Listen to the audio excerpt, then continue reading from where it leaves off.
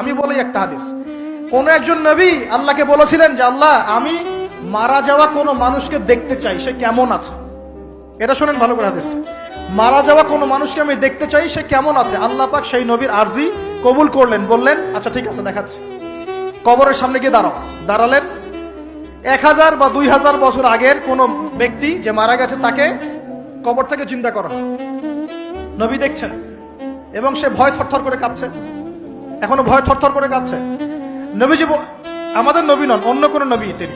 সেই নবী বলছেন যে তুমি ভয় কাঁপছো কেন, তুমি কত বছর আগে ইন্তেকাল করেছো, কি তোমার হালচাল বলো আমাকে। সেই ব্যক্তি বলছে আমি আজকে থেকে 1000 বা 1500 বছর আগে মারা গেছি, আমি ভয়ে কাঁপছি।